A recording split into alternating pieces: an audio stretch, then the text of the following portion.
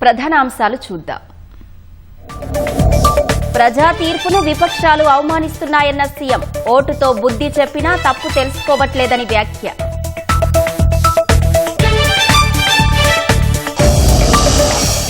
అన్ని తండాల్లో బీటీ రోడ్లు, స్కూళ్ల నిర్మాణం చేపట్టాలన్న సీఎం.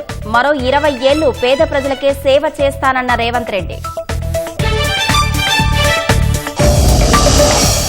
హంగ్ మున్సిపాలిటీలో క్యాంపు రాజకీయాలు. కరీంనగర్ మేయర్ దక్కించుకుంటామని మంత్రి పొన్నం విశ్వాసం.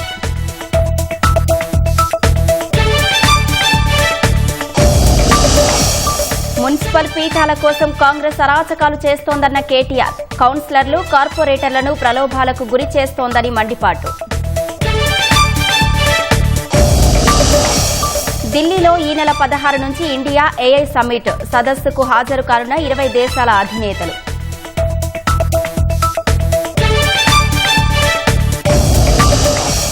శివనామ స్మరణలతో మార్మోగుతున్న శైవ క్షేత్రాలు. శివరాత్రి సందర్భంగా భక్తుల ప్రత్యేక పూజలు.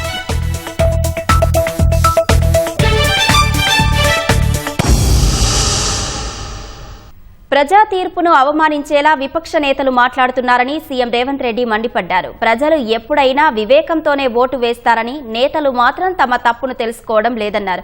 మున్సిపల్ ఎన్నికల్లో గెలిచినా ఓడినా తనదే బాధ్యత అని చెప్పేందుకే నేనే రాజు నేనే మంత్రి అనే వ్యాఖ్యలు చేశానన్నారు. సంత్ సేవాలాల్ మహారాజ్ జయంత్యుత్సవాల్లో పాల్గొన్న సీఎం రాష్ట్రంలోని అన్ని తండాలకు బీటీ రోడ్లు, పాఠశాల నిర్మాణం చేపట్టాలని ఆదేశించారు. బంజారాల ఆరాధ్య దైవం శ్రీ సంత్ సేవాలాల్ మహారాజ్ జయంత్యుత్సవాలు బంజారాహిల్స్ లోని బంజారా భవన్ లో ఘనంగా జరిగాయి. గిరిజన సంక్షేమ శాఖ ఆధ్వర్యంలో నిర్వహించిన కార్యక్రమానికి సీఎం రేవంత్ రెడ్డి ముఖ్య అతిథిగా హాజరయ్యారు. మంత్రి అడ్లూరి లక్ష్మణ్, ఎమ్మెల్యేలు, బంజారా సంఘం నేతలు పాల్గొన్నారు. తెలంగాణ ఏర్పాటులో బంజారాలది ప్రత్యేక పాత్ర అని గుర్తు చేశారు. దళితుణ్ణి ముఖ్యమంత్రిని చేస్తానని ఎవరైతే మోసం చేశారో ఆ దళితున్నే అధ్యక్ష అని పిలిచేలా చేశామని అన్నారు. రాష్ట్రంలోని అన్ని తండాలకు బీటీ రోడ్లు వేయాలని వేదికపై నుంచి ఆదేశించారు. చదువుతోనే బతుకులు మారుతాయని, యువతకు దేశాన్ని ఏలేందుకు ఏం కావాలన్నా ఇచ్చేందుకు ప్రభుత్వం సిద్ధమని భరోసా ఇచ్చారు. మా మిత్రులు అడ్లూరు లక్ష్మణ్ గారికి నేను ఆదేశాలు ఇస్తున్నా. అదేవిధంగా స్పెషల్ చీఫ్ సెక్రటరీ సబ్యసాచ్ ఘోష్ గారికి నేను ఆదేశాలు ఇస్తున్నా. తెలంగాణ రాష్ట్రంలో ఉన్న అన్ని తండాలకు బీటీ రోడ్లు వెయ్యాలి అని నేను ఆదేశాలు ఇస్తున్నా. ప్రతి తండాలో పాఠశాల ఉండాలి. పాఠశాల భవనానికి మీరు ఏర్పాట్లు చేయండి. దాదాపుగా కొన్ని వేల గ్రామ పంచాయతీలను గత ప్రభుత్వం చేసినా అన్నది. కానీ ఏ గ్రామ పంచాయతీలో గ్రామ పంచాయతీ భవనం లేదు. రాష్ట్రంలో ఎన్నుంటే అన్ని గ్రామ పంచాయతీ భవనాలు నిర్మించడానికి మీరు ప్రణాళికలు సిద్ధం చేయండి. అన్ని తండాలలో, గూడాలలో కరెంటు లైన్లు వేయడానికి ఎక్కడైతే ఇబ్బంది ఉందో కంప్లీట్గా సోలార్ ద్వారా మీకు కరెంటు ఇచ్చి, మీ వ్యవసాయ పంపు సెట్లు, సోలార్ పంపు సెట్లు ఇచ్చి మీరు వ్యవసాయం చేసుకోవడానికి అన్ని రకాల ప్రణాళికలను ఈరోజు సిద్ధం చేస్తున్నాం. ఈ ప్రభుత్వం మీకు సంక్షేమం కాదు, సంక్షేమంతో పాటు మీకు చదువు ఇవ్వదలుచుకున్నది. నా సూచన ఒక్కటే, ఇక్కడికి వచ్చిన పిల్లలందరికీ చదువుకోండి, బాగా చదువుకోండి. చదువుకోవడానికి ఏం కావాలనో నన్ను అడగండి. మీరు డాక్టర్లు అవుతారా, మీరు ఇంజనీర్లు అవుతారా, మీరు ఐఏఎస్లు అవుతారా, మీరు ఐపీఎస్లు అవుతారా, మీరు ప్రొఫెసర్లు అవుతారా? ఈ దేశాన్ని మీరు ఏలడానికి ఏమవుతారో చెప్పండి, నేను మద్దతు ఇస్తా. యుక్త వయసులో తప్పుదారి పడితే జీవితకాలం బాధపడతారు, మీ తల్లిదండ్రులకు భారం అవుతారు. నేనే రాజు నేనే మంత్రి అన్న వ్యాఖ్యలపై సీఎం వివరణ ఇచ్చారు. తాము సేవకులమే కాని పాలకులం కాదని పునరుద్ఘాటించారు. తానే ముఖ్యమంత్రి, తానే మున్సిపల్ మంత్రి కాబట్టి మున్సిపల్ ఎన్నికల బాధ్యత తీసుకున్నానని సీఎం చెప్పారు. ఈ ఎన్నికల్లో వచ్చిన ఫలితాలే పనితనానికి గీటురాయి అని స్పష్టం చేశారు. వచ్చే 20 ఏళ్లు పేద ప్రజల సంక్షేమం కోసమే పనిచేస్తామని పునరుద్ఘాటించారు. నాది నేనే తింటా, మీది కూడా నేనే తింటా అనే విధానం నా దగ్గర లేదు. తిన్నోళ్ళని మీరు చూసారు, తిన్నోళ్ళకు సరిగ్గా గుణపాఠం చెప్పారు. ఇప్పటికి కూడా వాళ్ళ తప్పును వాళ్ళు తెలుసుకోకుండా మీరు తప్పు చేసారు, మాకు ఓటేయలేదని మళ్ళీ మిమ్మల్ని బదనాం చేయడానికి ప్రయత్నం చేస్తారు. వాళ్ళకు ఒకటే నా సూచన, ప్రజలకు చాలా విజ్డమ్ ఉంది, విచక్షణ ఉంది.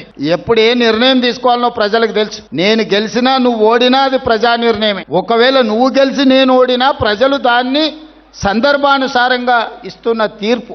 ఆ తీర్పును అవమానించేటట్టు మాట్లాడకండి. మనలో ఉన్న లోపాలుంటే మనం సరిదిద్దుకోవడానికి ప్రయత్నం చేయాలి. నేనే రాజు, నేనే మంత్రి అంటే నేనే ముఖ్యమంత్రిని, నేనే మున్సిపల్ మంత్రిని. ఈ ఎన్నికల ప్రతి ఫలితం నా పనితనానికి గీటురాయి. నేను కష్టపడుతున్నాను, ప్రజలు విశ్వసించి ఖచ్చితంగా 80% ఆశీర్వదిస్తారు. కొన్ని పనులు అయినా కాకపోయినా ప్రయత్నంలో లోపం లేదు.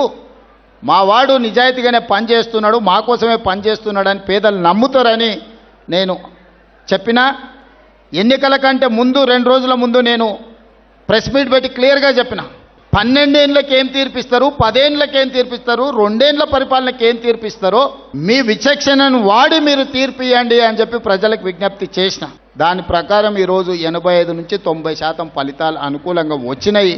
దీన్ని ఇంకా అభివృద్ధి పదం వైపు నడిపించే బాధ్యత నాకు. దీనివల్ల నేను విర్రవీగను. గెలిస్తే ఉప్పొంగడము, ఓడిపోతే కుంగిపోవడం నాకు లేదు. నేను అన్నీ చూసిన. జడ్పీటీసీ నుంచి ముఖ్యమంత్రి వరకు 20 సంవత్సరాలలో అన్ని హోదాలు చూసిన. కానీ ఎప్పుడు కూడా ప్రజలకు దూరంగాలే, పేదవాళ్ళకు వ్యతిరేకమైన నిర్ణయాలు తీసుకోలేదు. రాబోయే 20 సంవత్సరాలు కూడా ఈ పేదల కోసమే పనిచేస్తా, ఈ పేదల సంక్షేమం కోసమే పనిచేస్తా. సంత సేవాలాల్ ఆలయ నిర్మాణం కోసం అచ్చంపేటలో 20 ఎకరాల స్థలంలో ఆలయాన్ని నిర్మిస్తామని సీఎం తెలిపారు. వచ్చే ఏడాదికల్లా నిర్మాణం పూర్తి చేసి 288వ సేవాలాల్ జయంతి వేడుకలు అక్కడే జరుపుకుందామని అన్నారు. కరీంనగర్ మేయర్ పీఠం రేసులో కాంగ్రెస్ పార్టీ ఉందని రవాణా శాఖ మంత్రి పొన్నం ప్రభాకర్ అన్నారు. పుర ఎన్నికలో కరీంనగర్లో హంగ్ ఏర్పడ్డ తరుణంలో బీజేపీ మ్యాజిక్ ఫిగర్కు చేరువైందన్న వార్తలపై స్పందించారు. తమది రాజకీయ పార్టీ అని, పక్కాగా మేయర్ కావాలనుకుంటున్నామని పొన్నం ప్రభాకర్ అన్నారు. ఖచ్చితంగా కరీంనగర్ మున్సిపల్ కార్పొరేషన్ దక్కించుకుంటామని విశ్వాసం వ్యక్తం చేశారు. 69 మంది మెంబర్లు ఉన్నటువంటి దానిలో 30 సభ్యులకు ఎన్నిక గెలిచి మేము మేయర్ అవుతామని ప్రకటించుకున్నది ఆయన. ఆ రాజకీయ పార్టీ నాయకుడిగా, పార్లమెంట్ సభ్యుడిగా ఎట్లా ప్రకటించుకున్నాడో మిగతా రాజకీయ పార్టీలు ఎవరికి వాళ్లకు వ్యూహం ఉంటాయి. కానీ ఒకటి మాత్రం చెప్తాను, తప్పకుండా పొలిటికల్ పార్టీగా గతంలో కూడా కరీంనగర్ మేయర్కు మేము 13 సీట్లు గెలిచినప్పుడు కూడా మేము మేయర్ అయినాం కరీంనగర్కు సంబంధించి. కాబట్టి ఇప్పుడు కూడా అన్ని రాజకీయ పార్టీలు స్థానికంగా గెలిచిన ప్రజాప్రతినిధులు వాళ్ళ ఒక ఆలోచనతోటి డెమోక్రటిక్గానే, ప్రజాస్వామికంగానే గెలిచిన కార్పొరేటర్లు మేయర్ను ఎవరు ఎంపిక చేసుకుంటారు తప్ప గౌరవ ముఖ్యమంత్రి గారు, మంత్రులు తిరగనీయం ఎవరు. డెమోక్రసీ. తప్పకుండా ఉత్తర తెలంగాణ దాన్ని డెవలప్మెంట్ చేయాలని మా ప్రభుత్వ ఆలోచన.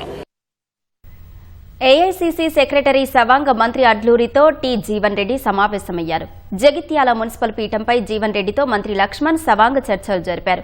జీవన్ రెడ్డి, ఎమ్మెల్యే సంజయ్ మధ్య సయోధ్య కుదుర్చేందుకు నేతలు ప్రయత్నం చేశారు. ఇరు వర్గాల మధ్య సయోధ్య కుదిర్చే బాధ్యత సీఎం రేవంత్ రెడ్డి మంత్రి లక్ష్మణ్కు అప్పగించారు. పార్టీలో ఆరంభం నుంచి ఉండి బలోపేతానికి కృషి చేశారు. వారికి ప్రాధాన్యం ఇవ్వాలని జీవన్ రెడ్డి తెలిపారు. ఒకటి చెప్తున్నా, పార్టీలో ఆరంభం నుండి ఎవరైతే పార్టీ బలోపేతం కృషి చేస్తుందో వాళ్లకు ప్రాధాన్యత ఇవ్వాలి, గుర్తింపు ఇవ్వాలని చెప్పి ఒకటే కోరిక నేను గతంలో. ఇప్పుడు కూడా నేను అదే విజ్ఞప్తి చేసిన. Ultimately what is decision taken by the party will go. Chairperson కూడా వారికి అవకాశం ఇవ్వాలని చెప్పి కోరిన. Very patiently they hold me and ultimately we said what is party takes decision will go by. నా యొక్క ఆలోచన, సూచనలను పరిగణలోకి తీసుకోవడం జరిగింది. He said you will discuss with the high command and you will take decision. I too said what is decision is taken by the party will go by. Nirmal జిల్లా భైంసా రాజకీయం రసవత్తరంగా మారుతోంది. మున్సిపల్ చైర్మన్ పీఠం కోసం పార్టీలు పోటాపోటీగా స్వతంత్రులను సంప్రదిస్తున్నాయి. భైంసా మున్సిపాలిటీలో స్వతంత్ర అభ్యర్థిగా గెలిచిన ఓ మహిళ భర్త తమకు 2 ఏళ్లు చైర్మన్ పదవి ఇస్తే ఏ పార్టీకైనా మద్దతిస్తానని స్పష్టం చేశారు. ఇప్పటికే 4 ఏళ్లు వైస్ చైర్మన్ పదవి ఇస్తామని ఎంఐఎం, బీజేపీ సంప్రదింపులు జరిపినట్లు వెల్లడించారు. ఏ పార్టీ వారైనా సరే తమకు చైర్మన్ పదవి ఇస్తామని మీడియా ముఖంగా చెప్పే వరకు ఎలాంటి పుకార్లు నమ్మవద్దని తెలిపారు. जो भी चेयरमैन देंगे 2 साल का हमको चेयरमैन देना फर्स्ट टर्म, वैसे तो 4 साल रहता, हम ऐसा भी डिमांड नहीं करते. फर्स्ट 2 साल ही दे रहे हम. 2 साल के बाद उन्होंने मसले आके हम टाइम हमारे कमिटमेंट के हिसाब से हम रिजाइन कर ये 2 आदमी माई चेयरमैन मेरे साथ इंडिपेंडेंट है बोल रहे, किसी के साथ इंडिपेंडेंट नहीं है. 2 इंडिपेंडेंट हमारे साथ है. अगर हम उनको बोल रहे कि तुम तुम्हारे तरीके से रहो, हमारा जो डिमांड है वो हुआ तो तुम्हारा भी जो डिमांड करके तुम उठे उसको हम दुरुस्त कर सकते. కొత్తగూడెం మున్సిపల్ కార్పొరేషన్ ఎన్నికల్లో స్వతంత్ర అభ్యర్థులుగా విజయం సాధించిన 5 కార్పొరేటర్లు కాంగ్రెస్ పార్టీ తీర్థం పుచ్చుకున్నారు. మంత్రి పొంగులేటి శ్రీనివాసరెడ్డి వీరికి కండువాలు కప్పి పార్టీలోకి ఆహ్వానించారు.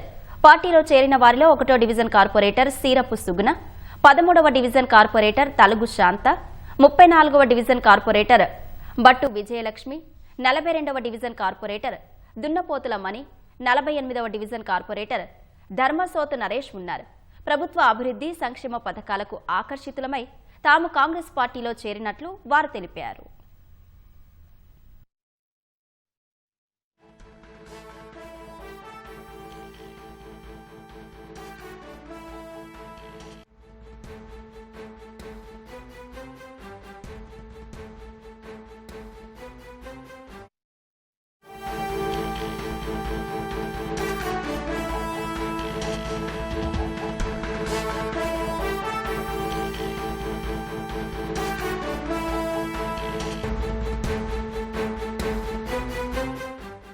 కరీంనగర్ కార్పొరేషన్ రాజకీయం నాటకీయ మలుపులు తిరుగుతోంది. ప్రధాన పార్టీల వ్యూహాలతో రసవత్తరంగా మారుతోంది. కరీంనగర్కు చెందిన 2 ఫార్వర్డ్ బ్లాక్ పార్టీ కార్పొరేటర్లతో పాటు 3 స్వతంత్ర కార్పొరేటర్లు కాంగ్రెస్లో చేరారు. మంత్రులు దుద్దిల్ల శ్రీధర్ బాబు, పొన్నం ప్రభాకర్ సమక్షంలో హైదరాబాద్లో కాంగ్రెస్లో చేరారు. ఆల్ ఇండియా ఫార్వర్డ్ బ్లాక్కు చెందిన విప్పల సాయి జ్యోతి, బొట్ల శ్యామల కాంగ్రెస్ గూటికి చేరారు. వీరితో పాటు ఇండిపెండెంట్ కార్పొరేటర్లు సౌగాని కొమరయ్య, ఆకుల నందిని ఉదయ్, పర్వతం మల్లేశం సైతం హస్తం గూటికి చేరారు. మజ్లిస్కు చెందిన 3 కార్పొరేటర్లతో పాటు స్వతంత్ర అభ్యర్థిగా గెలిచిన మాజీద్ హుస్సేన్ మంత్రుల సమక్షంలో కాంగ్రెస్ పార్టీకి సంపూర్ణ మద్దతు ప్రకటించారు.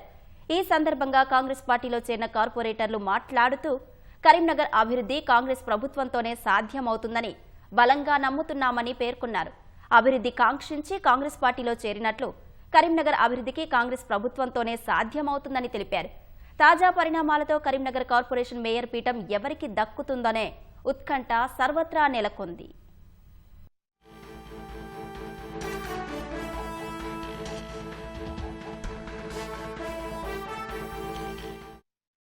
మున్సిపల్ కార్పొరేషన్ పీఠాల కోసం అధికార పార్టీ అరాచకాలకు పాల్పడుతోందని బీఆర్ఎస్ కార్యనిర్వాహక అధ్యక్షుడు కేటీఆర్ ఆరోపించారు. అధికారం కోసం కార్పొరేటర్లు, కౌన్సిలర్లను ఎత్తుకుపోవడం, ప్రలోభ పెట్టడంతో పాటు పోలీసులను సైతం ఇంటింటికి పంపిస్తున్నారని మండిపడ్డారు.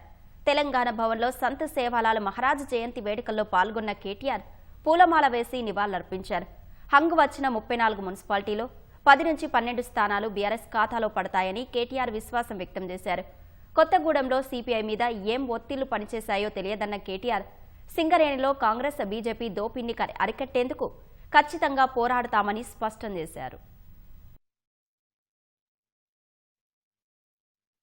సింగరేణిలో ఉండే కార్మికుల ప్రయోజనాల దృష్ట్యా సింగరేణిలో జరుగుతున్న దోపిడీని నిరోధించడానికి అని నేను క్లియర్ గా చెప్పాను. అక్కడ బీజేపీ, కాంగ్రెస్ ఇద్దరు కూడా వాళ్ళ సింగరేణి దోపిడీలో భాగస్వాములై వారు సింగరేణిని దోచుకుంటున్నారని చెప్పినా ఇవాళ ఏఐటీసీ లాంటి సంఘం మరి సిపిఐకి అటాచ్డ్ ఉన్నా వారు ఏ కారణం చేతనో ఒత్తుకొప్పుకున్నట్టున్నారు. మరి వారి మీద ఏ ఒత్తులు పనిచేసే నాకు తెలియదు. కానీ ఎవరు కలిసి వచ్చినా కలిసి రాకపోయినా సింగరేణి సంస్థ ప్రయోజనాల కోసం, సింగరేణి కార్మికుల కోసం గతంలో ఎట్లా కొట్లాడామో, గతంలో వారితో ఎట్లా ఉన్నామో భవిష్యత్తులో కూడా అట్లాగే ఉంది. ఇవాళ దాదాపు 34 చోట్ల హంగు ఉంది. సరే, అక్కడ చాలా అరాచకాలు చేస్తా ఉన్నారు కాంగ్రెస్ వాళ్ళు. మా కార్పొరేటర్లు, కౌన్సిలర్లను ఎత్తుకొని పోవడం, ప్రలోభ పెట్టడం, పోలీసులను ఇంటింటికి పంపడం, గుండాలను పంపడం, రకరకాల కార్యక్రమాలు చేస్తున్నారు. ఇంకోటి ఇప్పుడు ఎక్స్ అఫిషియో ఓటు విషయంలో కూడా స్పష్టత రాలేదు. ఇంకా కొన్ని మున్సిపాలిటీలు మా ఖాతాలో పడతాయి. ఇప్పటికే 17 క్లియర్ గా ఉన్నాయి. అధికార పార్టీ అరాచకాలు, అధికార పార్టీ ప్రలోభాలు, అధికార పార్టీ యొక్క ఒత్తిళ్లు ఇవన్నీ తట్టుకొని మరి మా కౌన్సిలర్లు, మా కార్పొరేటర్లు పాపం వీరోచితంగా కొట్లాడుతున్నారు. చూడాలి రేపు ఏమవుతుంది అనేది చూడాలి.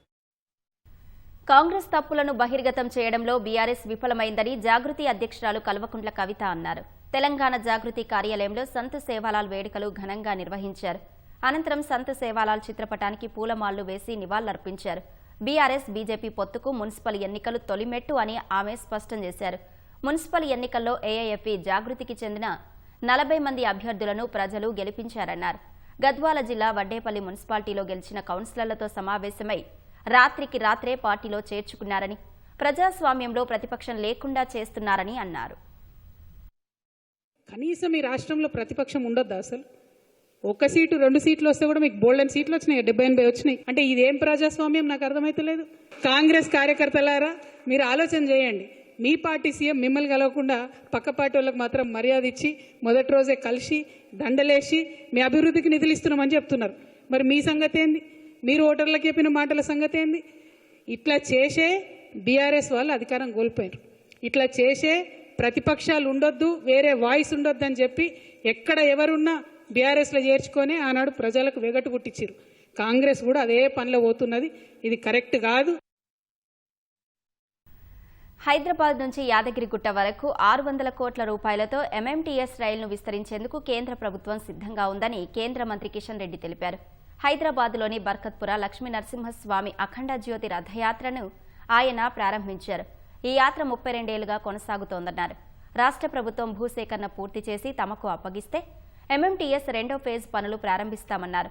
ప్రధాని మోదీ త్వరలో రాష్ట్రానికి రానున్నారని, అదే సమయంలో ఎంఎంటీఎస్ పనులకు శంకుస్థాపన చేస్తారని తెలిపారు. లక్ష్మీ నరసింహస్వామి దేవాలయం యాత్ర కోసం పూర్తిగా అన్ని రకాల సహాయ సహకారాలు అందించి యాత్ర ముందుకు తీసుకెళ్తారు. అందరూ కూడా గ్రామాల్లో వెళ్ళినప్పుడు వివిధ దారిలో ఉన్నటువంటి అనేక మంది వందల వేల మంది భక్తులు కూడా ఈ అఖండ జ్యోతి యాత్రను దర్శనం చేసుకుని స్వామివారి ఆశీస్సులు పొందుతూ ఉంటారు. యాదగిరిగుట్టకు నరేంద్ర మోడీ గారి ప్రభుత్వం తరఫున సుమారు 600 కోట్ల రూపాయలతో ఎంఎంటీఎస్ సెకండ్ ఫేజు వేయబోతా ఉన్నాం. రాష్ట్ర ప్రభుత్వము ఎంత తొందరగా ల్యాండ్ అక్విజిషన్ పూర్తి చేస్తే అంత తొందరగా ఈ పని ప్రారంభించడానికి సిద్ధంగా ఉన్నాం. ఎంఎంటీఎస్ హైదరాబాద్ నుంచి యాదాద్రి ట్రైన్ సంబంధించినటువంటి లైన్ వేయడం కోసం కావాల్సినటువంటి భూమి పూజ కార్యక్రమం ప్రధానమంత్రి గారి చేతుల మీదుగా చేయించబోతా ఉన్నాం. మహాశివరాత్రి వేళ శైవ క్షేత్రాలు భక్తులతో కిటకిటలాడాయి. వేకువజాము నుంచే ఆలయాలకు వచ్చి శివలింగానికి మహారుద్రాభిషేకాలు, ప్రత్యేక పూజలు నిర్వహించారు. ఉపవాసాలతో శివనామస్మరణ చేస్తూ తన్మయత్వంలో మునిగిపోయారు. రాష్ట్ర వ్యాప్తంగా మహాశివరాత్రి ఉత్సవాల్ని భక్తి శ్రద్ధలతో జరుపుకుంటున్నారు. ప్రముఖ శైవ క్షేత్రం వేములవాడ రాజరాజేశ్వరి స్వామి ఆలయానికి భక్తులు అధిక సంఖ్యలో తరలివచ్చారు. రాజన్నకు ప్రభుత్వం తరపున మంత్రి పొన్నం ప్రభాకర్, ప్రభుత్వ విప్ ఆది శ్రీనివాస్ పట్టు వస్త్రాలు సమర్పించారు. భీమన్నను దర్శించుకుని ప్రత్యేక పూజలు చేశారు. ఉప ముఖ్యమంత్రి భట్టి విక్రమార్క దంపతులు ఖమ్మం జిల్లాలోని స్వగ్రామమైన స్నానాల లక్ష్మీపురంలో రామలింగేశ్వర స్వామి ఆలయంలో అభిషేకం చేసి స్వామివారికి పట్టు వస్త్రాలు సమర్పించారు. నల్గొండ జిల్లా పానగల్లోని ఛాయా సోమేశ్వరాలయంలో మంత్రి కోమటిరెడ్డి వెంకటరెడ్డి పూజలు నిర్వహించారు. సూర్యాపేట జిల్లా మేళ్ల చెరువు శ్రీ ఇష్టకామేశ్వరి సమేత స్వయంభూ శంభులింగేశ్వర స్వామిని మంత్రి ఉత్తమ్ దర్శించుకున్నారు. స్వామివారికి పట్టు వస్త్రాలు సమర్పించి ప్రత్యేక పూజలు, అభిషేకాలు నిర్వహించారు. సిద్దిపేట జిల్లా హుస్నాబాద్ మండలం పొట్లపల్లి శ్రీ స్వయంభూ రాజరాజేశ్వర స్వామివారిని మంత్రి పొన్నం ప్రభాకర్ దర్శించుకుని పూజలు చేశారు.